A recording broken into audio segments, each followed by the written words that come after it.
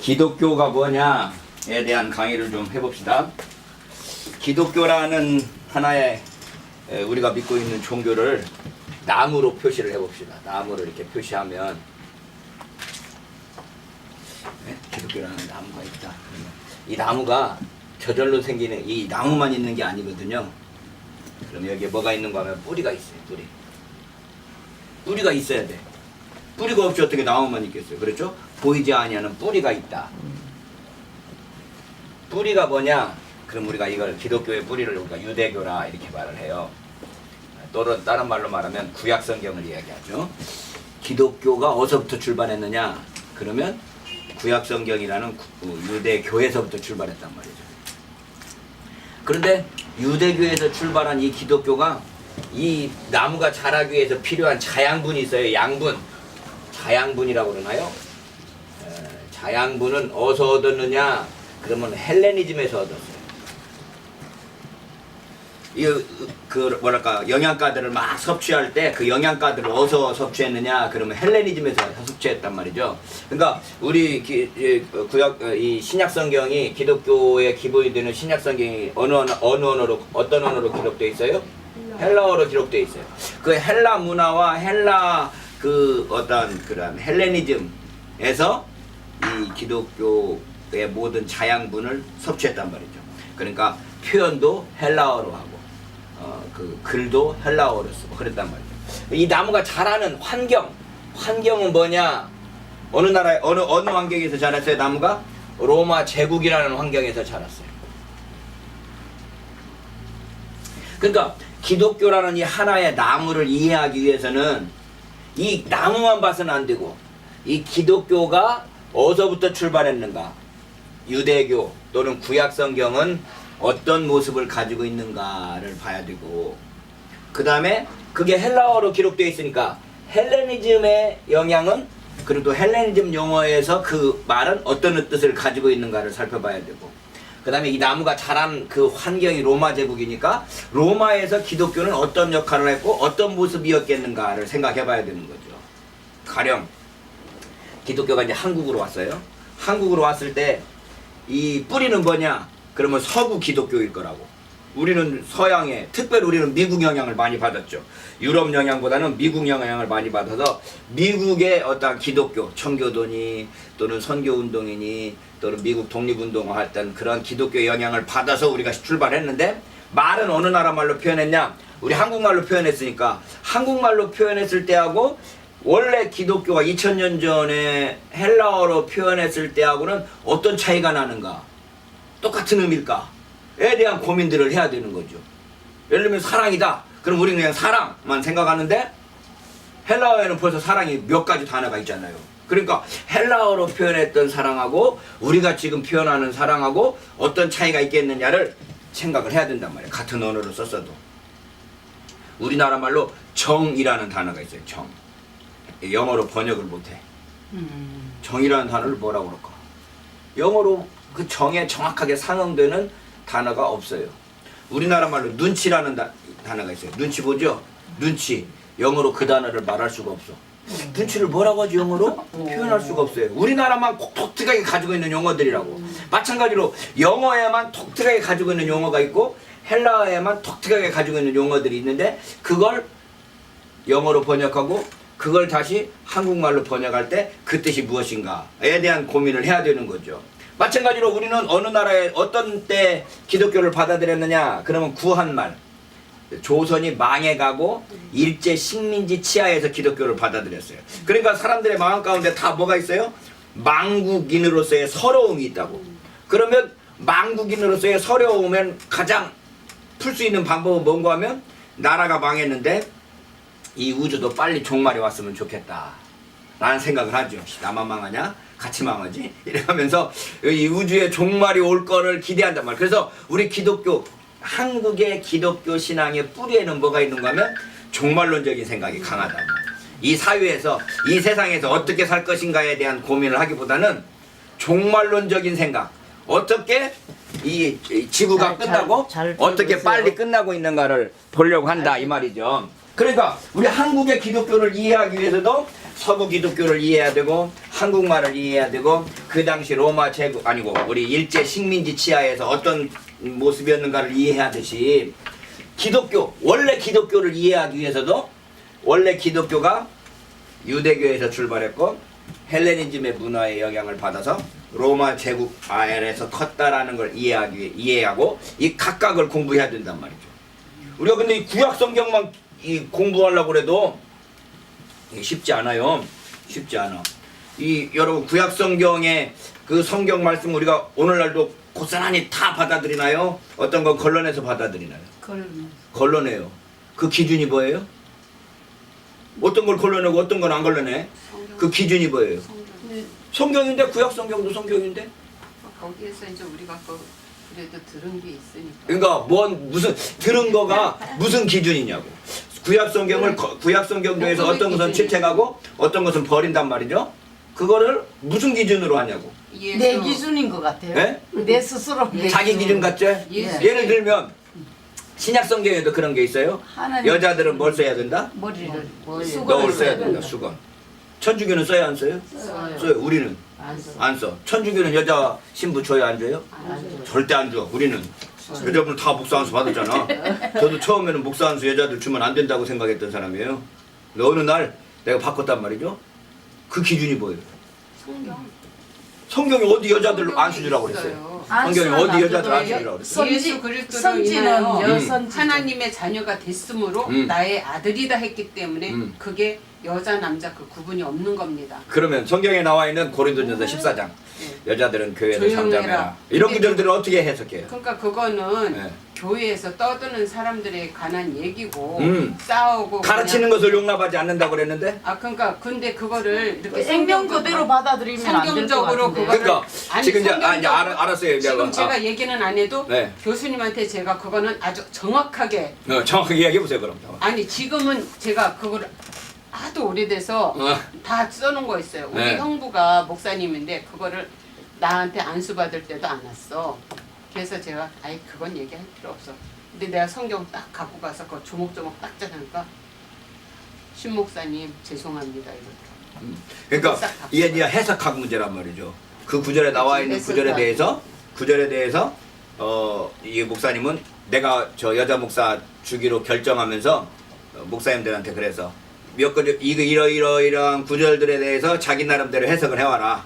성경이 하나님 말씀이라고 하는데 하나님 말씀에서 여자들은 남자가 머리고 여자는 여자의 머리는 남자라서 잠잠하라고 그랬는데 왜 떠들려고 목사 안수 받냐? 그거에 대한 답을 가져온 사람만 목사 안수 주겠다. 내가 초기에 그랬거든요. 요즘은 내가 그렇게 물어보지도 않는데 그런 구절들에 대해서 자기 나름의 분명한 색깔들을 가지고 있어야죠. 자기 나름대로의 대답을 가지고 있어야죠. 대답 없이 주석을 한다. 자기 맘대로 나 안수 받고 싶어서 받는다. 이러면 성경을 거부하는 거거든. 우리가 지금 우리나라에 지금 한참 지금 떠들고 있는 게 동성애예요. 동성애에 대한 성경 구절. 우리는 동성애 반대하는 사람들이 주석하는 것만 보고 있다고. 그럼 동성애에 대해서 인정하는 사람들은 어떻게 주석할까? 그 구절에 대해서 어떻게 주석하길래 그 동성애에 대해서 인정해야 된다고 그럴까? 고민하는 자세가 필요하다. 그 당시에 동성애는 어떤 말이고 지금 오늘날에서 말하고 있는 동성애는 어떤 건가? 그 2000년이나 지났거든. 당시에도 로세 시대에 네. 다 있어요. 있죠. 저기 동성애가 다 있어요. 있었잖아요. 다 있어요. 그 성경에서 말하고 있는 그 구절을 오늘날에 기독교에서도 동성애 인정하는 사람들이 있거든. 미국 같은 경우는 동성애 목사도 인정해요. 네. 동성애 영국은 목사도 이미 인정해. 받아들였잖아요. 네? 받아들여요. 우리나라는 지금 꽤 강력하게 난리치고 있는데 미국도 지금 헌법으로 이제 합법화됐거든요. 오바마가. 우리나라도 내가 곧 합법화됩니다. 여러분들이 죽고 떠들고 반치도 곧 합법화돼. 그럴 때 뭐라고 대답할 거야? 하나님의 이제 질서가 완전 무너지는 여자 목사에 대한 건 아주 강력하게 이야기하잖아요. 나중에 동성애에 대한 거에 대해서는 얼마큼 강력하게 이야기할까? 저는 절대로 그거 안 된다고 봐요. 제가 어제 그거는 어떻게 하나님과 여자와 남자 강의하면서 이야기했는데 음과 양 뭐 이런 걸로 다 해서 하나님이 이미 그렇게 다 했는데 어쨌든 지금 우리가 지금 고민한다는 건 뭐 신학적으로 감정적으로 난 절대 안 돼 이러기보다 네. 이성적으로 성경에서 그렇게 말하는데 왜 기독교인 중에서 어떤 일부 사람들은 동성애에 대해서 인정해야 된다고 말을 할까? 에 대해서 들을 수 있는 귀를 열려야 된단 말이지. 우리 이해하시겠어요? 그 사람들은 다 대화도 못해. 이게 이제 남북 관계야. 북한 놈들은 없애버려야 되기 때문에 대화도 못해. 이게 지금 일부 사람들의 태도거든요. 대화 않고 어떻게 할 거야? 저쪽을 죽여버려야 된대. 북한을 멸망시키고 남한으로 통일시켜야 된대. 그럴 능력이 있냐? 그게 바람직할까? 불가능하면 어떻게 하자는 거야? 북한은 남한을 대화 상대로 해야 하는 거야. 남한을 없애버리고 북한으로 통일해야 된대. 대화 안 하고? 니들이 그럴 능력이 있어? 남한이나 북한이나 서로 능력이 없어. 상대방을 죽일 수 있는 능력 없어요. 그런데 죽여야 그래서 자기 나라 힘으로 남한을 중심으로 해서 통일하고 북한을 중심으로 해서 통일해야만 된다고 생각을 해. 그러니 계속 싸울 수밖에 없어요. 둘이 공멸할 수밖에 없다고. 동성애도 마찬가지야. 우리가 그렇게 절대 안 된다 막을 수 있나? 막는 것이 이상적일까? 기독교가 그렇게 정죄하는 게 옳을까? 에 대한 고민을 해야 되는 거죠.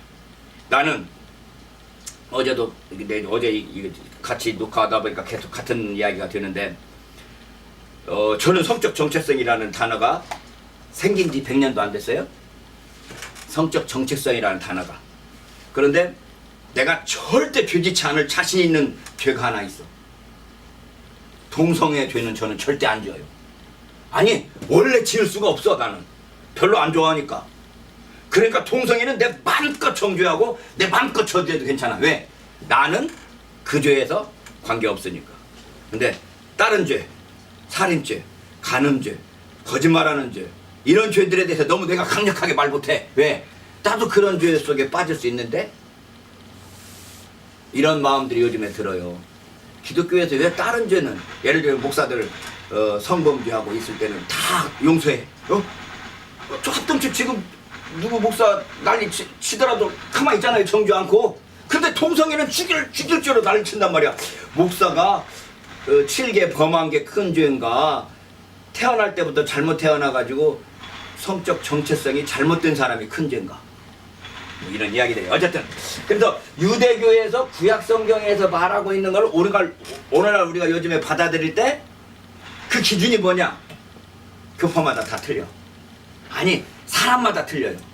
어떤 사람 이건 받아들이고 어떤 사람 저건 안 받아들여. 예를 들면 무당을 구약성경에서 어떻게 하라고 그랬어요? 죽이라. 죽이라고 그랬어요. 무당 죽이라고 그랬어요. 지금도 무당 죽여야 돼요? 지금 못 죽이고 있잖아요. 그거는 살인이니까. 죽여야 돼? 구약성경에서 죽여야 되는데 아니 그게 구약성경에서 죽이라고 그랬는데 우리가 죽일 수 없어서 못 죽이는 것 뿐이야? 그게 이제 살생은 하지 말고 그 사람의 그 잘못된 영혼을 죽이고 시민법하고 율법하고의 차이가 있잖아요. 그러니까 시민법을 누가 구분하냐고.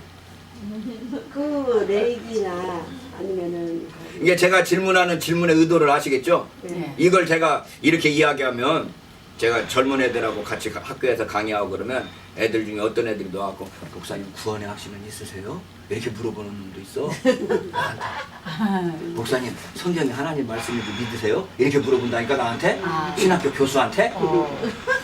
아니 그런 거 없는 사람들 많아요 솔직히. 아니 신학 교수님들이 교수라고 도리어 다 믿음 없는 똑같지도 분 않아. 많더라고. 자, 그 평가를 아닌 누가 사람들 엄청 많아. 그 평가를 누가 할 거야? 제 기준에서 자기 하는데 기준이지. 자기 하나님은 기준이지. 이제 그 중심을 보시겠죠. 자기 기준이죠. 그러니까 우리가 다른 사람을 정죄할 때는 항상 조심해야 돼. 자기가 우리 신학교에 온 사람들은 여러분도 마찬가지야. 이미 다 신학을 하고 있다고. 자기 나름대로 신학을 가지고 있어. 신학 없는 사람이 어떻게 신앙을 하나? 자기 나름대로 다 신학을 가지고 있는데 그 신학의 폭이 얼마나 넓으냐, 얼마나 좁으냐. 자기의 위치를 알아야 돼. 오늘 내가 하는 이야기가 그 이야기예요. 오늘 하려고 하는 이야기가 그 이야기니까 일단 한번 강의를 들어보시고 네. 나중에 한번 질문을 받아봅시다. 질문할 게 너무나 많이 생기네. 나중에. 자, 그런데 구약성경 구약성경에서 이야기하는 것을 어떤 기준으로 우리는 걸러내느냐? 그럴 때 우리는 신약성경을 기준으로 걸러낸다고 그러지. 신약성경을 기준으로 해서 걸러내. 근데 신약성경도 자세히 보면 사도행전 15장 같은 경우 보면 목매어 죽인 거, 피 이런 거 먹지 말라고 그랬는데 우리 먹어요 안 먹어요? 먹어요. 왜 먹어? 예수 그리스도가 십자가에 죽으심을 해서 희장이 찢어졌고 모든 아니, 모든 것들이 사도행전은 예수의 이름으로 그 모든 것을 초월할 수 있는 건데 그거를 자꾸 사도행전은 15장에서 예수님 십자가와 부활 이후에 야고보하고 예수님의 제자들이 사도행전 15장에서 이방인들에게 이러이러한 것은 금하자. 음행을 금하고 우상숭배를 금하고 저런 피를 거 먹지 금하고 말고. 이런 것들을 금하자라고 말했다고. 이방인들에게. 우리 이방인이에요, 유대인이에요? 유대인. 우리 이방인이지. 이방인. 아 우리는 이방인이란 말이야. 이방인. 그럼 이방인에게도 이 네 가지는 금지사항인 게 좋겠다라고 사도행전에서 사도들이 결정했다고. 예, 예, 예. 근데 우리는 그걸 예수 그리스도 안에서 이미 통과해버렸습니다 라고 말하면 뭘 지키고 뭘 안 지켜야 되는 거야. 이렇게 되는 거예요. 예. 모르겠어요. 제 생각에는 이제 네. 그냥 강의를 들으러. 아니 괜찮아요. 질문하세요. 예. 저는 이제 지금은 조금 많이 달라졌지만 정말 주님과 가까웠었어요. 네. 그러면서 이제 이렇게 묻고 그러면은 그 감동을 주시고 또 이렇게 보여도 주시고 네. 정말 그런 저기가 참 많았어요. 근데 그 제가 그렇게 금식도 잘했어요. 그 하나님 은혜로 정말 하나도 안 힘들어 저는. 그냥 금식을 타고나는 줄 알고 그랬는데 뭐라고 하시냐면은 내가 다 이뤘으니까 너는 기쁨으로 너에게 기쁨으로 이제 그런 자유롭게 이야기예요. 살아오고. 자기 자신의 경험과 그리고 그렇게 그 구약에서 이제 성경 보면서 그 신약에 내가 그 돼지고기 그거 왜 그 뭐 쪽발 안 그렇지. 달고 구약 이런 거 성경에서는 이제 돼지고기 안 그것도 되지. 제가 이제 네. 그런 것도 이렇게 할 때 다 이루었어요. 주님이 분명히. 목사님은 다 이루었다고 들었는데 어떤 한쪽에서는 예? 목사님들 중에 개고기 먹고 설교했다가 진짜 개소리 해가지고 다시는 개고기 먹으면 안 된다고 강력하게 주장하는 목사님. 실수한 거지. 아니 무슨 개고기 목사님이 그런 음식을 들었죠. 그 목사님은 자기의 경험으로 절대 개고기는 먹어서는 안 된다고 주장하는 목사님이 있어요. 그거는 그분이지 뭐. 그러면 여기는 이분 아니고? 그래 이제 그분은 이제 그분은 개고기 먹으면 절대 안 된다고 근데 주장하고 아니, 목사님은 예수님이 다 이뤘다고 주장하고. 저는 예. 그런 적도 없어요. 그런 적 없고 이렇게 음식에 내가 맛이 없어서 안 먹지 그거 굳이 안 합니다. 저는. 그러니까 음식을 좋아하시고 예. 나도 가리는 거 없어요. 나 어느 나라에 가서도 음식 갖고 내가 고민하지 저도 않아요. 그래요. 예? 음식 갖고 고민하지 않아. 예. 그래서 먹는 것 갖고 고민하지 않는데 먹는 것 갖고 고민하는 목사님들 중에 내가 응답 받았다 이거야. 절대 개고기 먹으면서는 안 된다고 사도행전 15장에 써있다 이거야. 그러니까 강력하게 주장하는 사람들이 있다고. 그러면 그 사람들하고는 어떻게 토론할 거야? 나는 하나님께서 모든 것이 이루어졌다고 말하는데 나는 성경에 의해서 그거 안 된다고 말할 때 대화를 어떻게 하겠냐는 거예요. 이 문제예요. 신학은 내가 개인적으로 받았어요. 내가 하나님의 응답받아서 내가 깨달았어요. 이거 안 되는 거예요. 그러면 그거 반대로 깨달은 사람은 어떻게 할 건데? 그럼 목사님 예. 예수님 그 성경 그 왜 아까 말씀하신 그 사도행전 그런 말씀도 예수님 살아계셨을 때 얘기거든요 다. 사도행전 15장에 어떻게 예수님 살아계셨을 때 사도행전 15장 어디 말씀하시는 거예요? 예루살렘 공회의에서 네. 예. 이방인들하고 같이 식탁을 할 때 예. 뭐가 해야 되나 말아야 되나